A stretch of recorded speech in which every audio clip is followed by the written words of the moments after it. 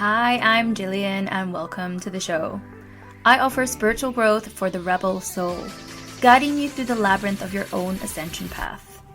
This show is for the rebel souls that challenge the status quo, those that crave authenticity in every single aspect of their lives, that desire to embrace their uniqueness, follow their passions, connect to their soul, and live according to who they truly are, even if that means having the courage to go against the grain or the norms of society. If that's you, my spiritual soul seeker, rebel warrior, then this is the place for you.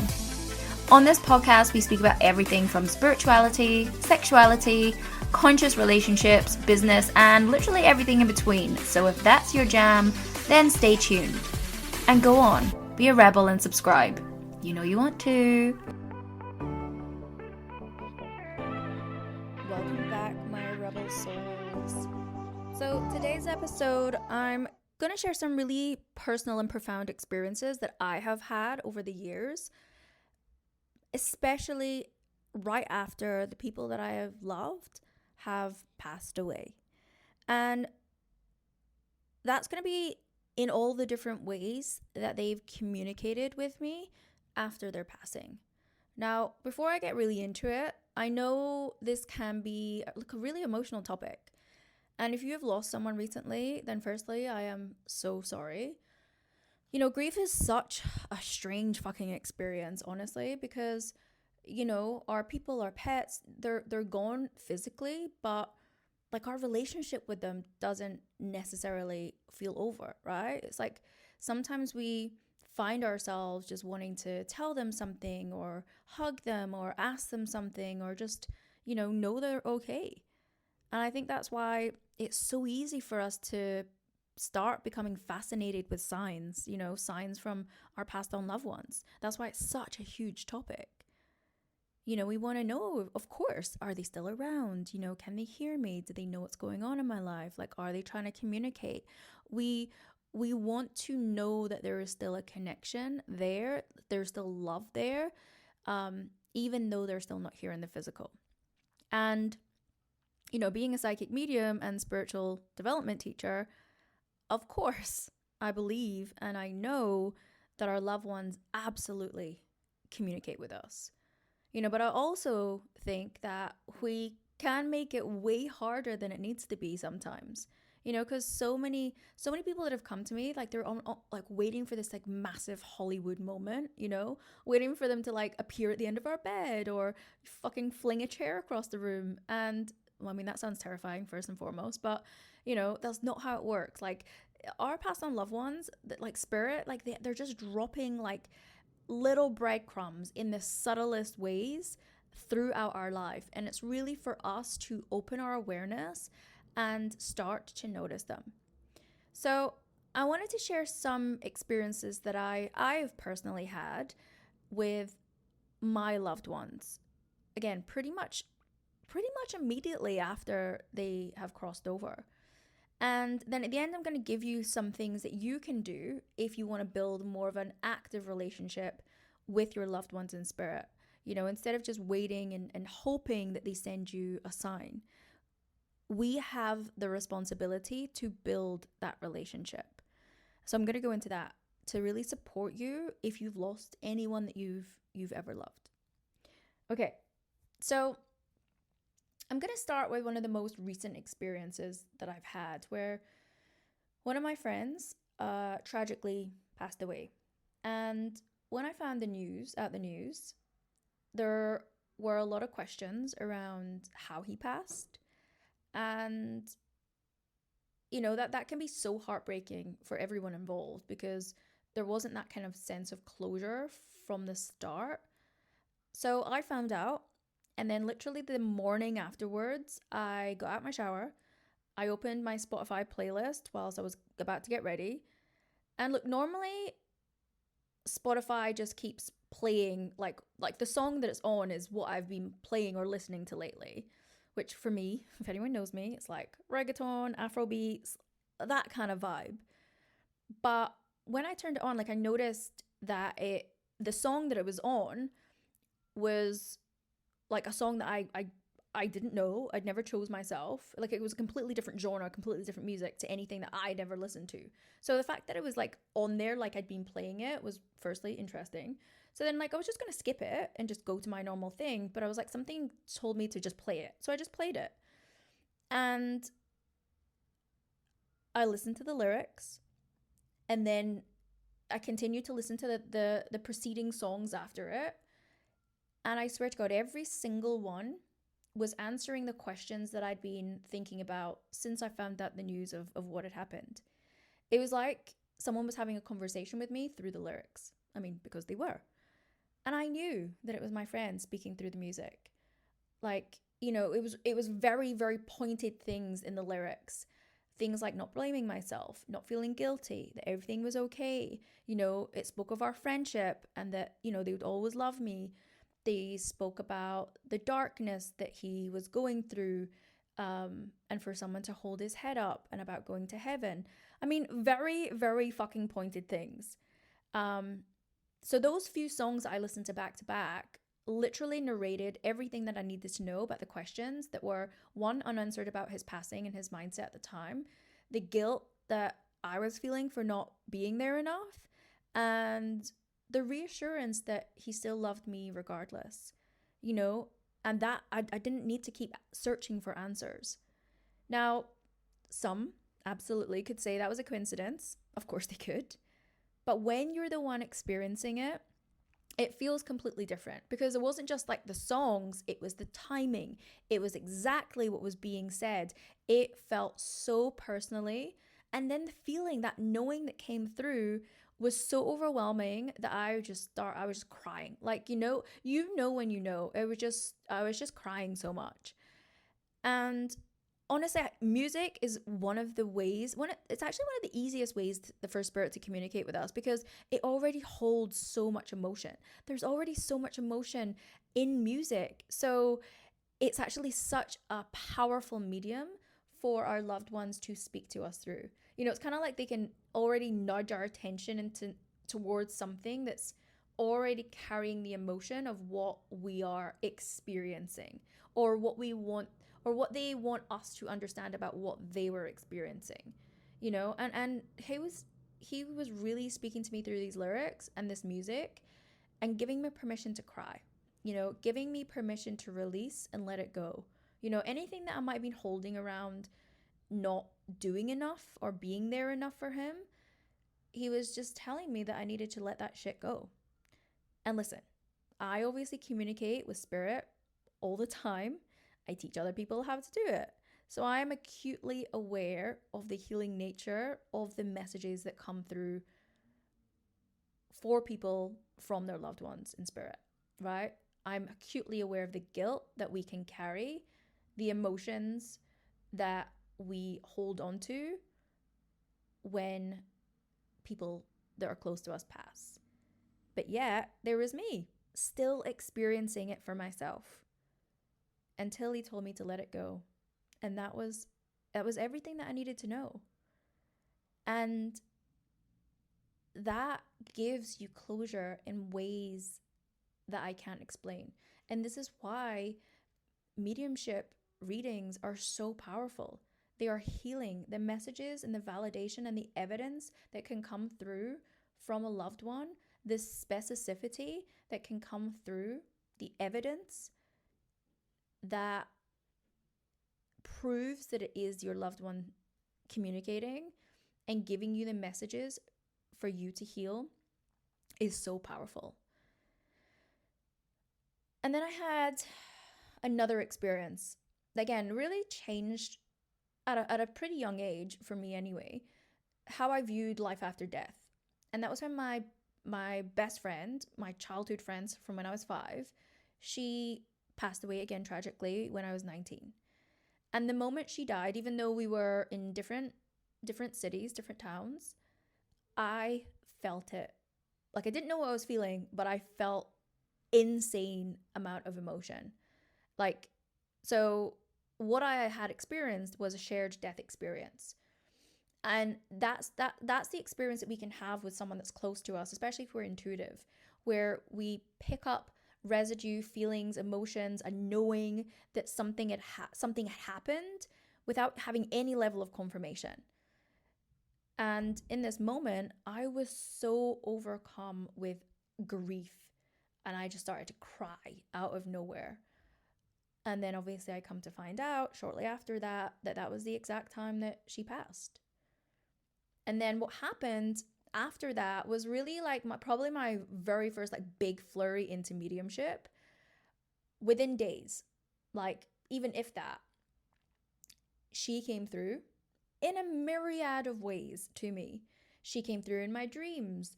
She was literally flooding all of my dreams. But in the dreams, she was telling me she was okay. She wasn't showing up as like hurt or injured or anything that I had fathomed in my mind about what had happened to her. The scary things. It was really coming through with a place of peace, and where she was telling me that she was okay. And she was coming to tell me that information. You know, I had experiences where one night I was in my bed, about to go to sleep, and then I had this big long length mirror across the way from my bed, so I could see it directly from my bed. And I saw her reflection in it, clear as day. Her reflection, or like a mirage, popped through in the mirror. And look, mirrors are portals. Mirrors are portals to other realities, other worlds, other dimensions. So I was seeing with my clairvoyant eye that energy, you know, and she was showing herself to me. Again, letting me know that she was there, letting me know that she was around me. I had another time where I had a photo of us sitting up in my room in a shelf, and somehow it had been turned over, back to front. I didn't do that. No one else did that. It was blatantly turned over, like facing away, so we couldn't see the photo. Then there was another incident. I mean, there was a myriad of incidents. We loved to scare in life. We got off on scaring the shit out of each other. Like, that was our love language to each other. We would have sleepovers with our friend, and we would plan with her brother to like, for him to like knock on the doors and set fire to the pavement outside just so we could scare our friends. Like, obviously we'd be in on it, but it would just bring us so much joy to scare each other. You know, every time that I'd walk up the stairs, she'd be hiding and jump out at me, and vice versa. So this was kind of our thing, right? So it didn't surprise me that she was kind of showing up in ways that I was like shitting my pants. I mean, it didn't feel funny at the time, but now I can look back and be like, aha, okay, of course that was you. And then again, right, there was a time where there was a helium balloon. So I'd taken this helium balloon from a restaurant that I'd been to, like, I think it was maybe a few days after her funeral, where all of our friends got together, again, just to be together and celebrate. So we all went to this restaurant, and there was some helium balloons there, and me being me, I was doing like the helium balloon voices. And then I just took one home. I just took one home in the car with me. And it sounds ridiculous to say it out loud, but literally about 2 o'clock in the morning, I just woke up. Like, you know, you just wake up and opened my eyes, kind of wake up. And then this balloon that I just kind of like left floating on the ceiling at the other end of my room. I kid you not, I wasn't dreaming. I was very much awake. I was very much in my room. My eyes were open. It started floating towards me, completely on its own. It was stationary. And then it just started bobbing like up to my bed and like towards my head from completely the other end, length end of the room. And I knew it was her instantly. I already knew it was her. And I knew it was her because there was just this overwhelming feeling that came with it. A knowing, right? And I think that's something that as us humans, we kind of tend to overlook a little bit when we lose someone that we care about. You know, it's not necessarily sometimes the sign that is the important part. So it's not like, oh, it must have been her because it was a balloon and a balloon flies away, like she flies to heaven. You know, whatever meaning I was giving to the balloon, there wasn't a meaning to the balloon. It was the feeling that came with the sign, right? It was the feeling, that knowing that it was her. You know, whatever that is, that emotion, that sadness, that fondness, again, or just knowing that it's them. Like, we have to trust that knowing. Sometimes we just hear their name in our head. It just sounds like our own thoughts, our own voice. that we have to trust. And sometimes we don't trust these knowings, these feelings, our own voice that just sounds like our own thoughts, because it just feels like us. But that's how it's meant to be. They communicate through our own intuitive senses, and our own senses feel so natural to us that it's so easy to dismiss. The things that aren't necessarily easy to dismiss is the things that you actually either see in your dreams, through your clairvoyance, or like the things that I saw, which was also through my clairvoyance, but I saw the images, the shapes, the shadows in the mirror outside of my mind's eye. So clairvoyance can work either way. You can see things like shadows or light or moving figures or apparitions or shapes like that feel like they're in your room or in your physical reality. But for the most part, our clairvoyance works in our mind's eye. So we see images, shapes, colors, inside of our mind. But it's exactly the same when we work with our other senses. Our clairaudience, it's a voice. It's not a bellowing voice that we hear just like you and I are speaking to each other. It's your own voice. It's your own thoughts. It sounds just like you, but there's words there. There's sentences. You're being told something. There's wisdom there. And that is why it's so hard to trust. And then when we have a knowing, right, we're so used to not trusting our knowing, because where's the validation? Oh, I just knew that I knew that. I just knew that was her. I just knew. Okay, well, where's the validation? Where's the confirmation? There isn't. So this is why trust is one of the biggest muscles that we can develop when we want to communicate and speak to our loved ones, or just develop our intuition full stop, and not wait for like the sign, the dream, seeing a bird, whatever it is. It's trusting the other subtle ways that they're already speaking to you. And if it's just a name, a thought, a word that drops in, music that plays, we trust it. And then there's another incident when my gran passed, and it was different again. I didn't see anything dramatic. I didn't see her in a mirror or in my dreams. I was like cooking, I think, and I just had the word gran pop into my head. Again, my own voice, my own thoughts, just the word gran. Totally out of nowhere. I was in the middle of cooking, and then I felt her. I felt her personality. I felt her sense of humor, and I just felt this sense of warmth over me. This like really deep knowing that she was okay and she was actually really happy. And that is what I have found over the years. Spirit, our past on loved ones, they do not communicate with everyone in the same way. Again, some people hear, some people see, some people dream, some people just know, some people smell things. I've had that with my granddad. I would smell like his house, how sometimes old people have there's sometimes a bit of a musty smell. Sorry, granddad, apologies here. I'm just outing your dirty laundry. Not horrible, but sometimes there's just a little bit of just things have been lying in the closet for a long time, right? That kind of smell. When you're looking in your winter wardrobe and you haven't worn your clothes in a year, and then you go have to wash them again because they have that kind of a little bit musty smell. You know what I mean? And the minute I smelled that, I knew it was him. So again, they come out in all different ways. The way that they speak to us is not often the signs that we ask for. Even my cat Angel still surprises me. After she disappeared, I would randomly just hear her name. Again, it would just be, I would either hear it in someone would say her name, or I would call one of my other cats, my little Angel, which again, I didn't do until that point. Or I would just have her name pop into my head. Or I'd be walking and I'd see one of the missing posters I'd put up months before. And that would be her communicating with me, just letting her know that she was still there. Again, tiny little things, but they always happen at the exact right time. And like I said, I've really noticed over the years with my own experiences and with my clients is spirit will communicate with us using whatever we're going to notice. And look, sometimes and a lot of the times we don't notice, but they will try to do what we're going to notice. So if music means something to you, they'll give you music. If birds have always meant something to you, they'll give you birds. If your relationship was built around a certain joke, you'll probably notice that.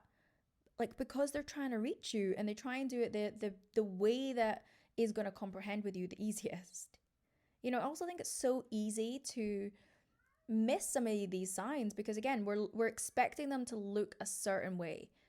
You know, like if you ask for a butterfly or a feather or a particular bird, whatever it is, and then a song comes on, then you're like, nah, that wasn't it. You know, um, say your loved one that's passed, say you hear someone say their favorite saying or something they would always say it came out of a complete stranger's mouth. You might like clock it, but then you'll be like, no, that doesn't count because you're expecting a butterfly, a feather, a fucking cardinal. Like, listen, spirit is not always compliant. Like, they just want you to notice. So if you get so focused on one possibility, then you've probably already missed about 10 other ones. So instead of like waiting for a sign or waiting for that sign, why not just start a conversation yourself? This is what I would encourage you to do. Talk to them, honestly. And that could be anywhere, when you're driving, when you're walking the dog, when you're making dinner, when you're in the shower. Tell them about your day. Ask them questions. Ask for guidance. Ask them to visit you in their dreams. Gosh, you can write them a letter. You can journal what comes back. You don't have to wait until you get some undeniable sign before you start to have a relationship with them again. You get to build that relationship in a different way. And look, one thing I do want to mention, obviously, with all of this is discernment. Because I know someone out there is going to be listening to this thinking, yeah, but what if I'm just making it up? What if I am making it up? Do you know how many times I've heard that? And look, maybe sometimes you are. Maybe sometimes your imagination is involved. We are human, right? And also our intuition comes through the channel of imagination. But what I have found is that, and the more that you do this, the easier it's going to get, of course, like anything. Like when we have genuine communication, it feels different. You know, it can either come in like kind of unexpectedly. It's not something we're necessarily thinking about. It comes maybe with a knowing or a feeling. Again, it can be really subtle. It can be just this sense of peace or a sense of warmth. You know, sometimes the information that comes through could like surprise you. Maybe it's not actually what you wanted to hear. It can come through just like your own thoughts, your own voice in your head. Like if you're having a two-way conversation with yourself in your own head, how many people have done that, right? I do it all the time. All the time I'm in the mirror and I'm having a conversation about something that I wanted to say or wish I could say or an unresolved thing. It will just start playing out in my mind. And energetically, that is me having a conversation with that person. That's what it feels like. It literally just feels like you're having a mind conversation with yourself.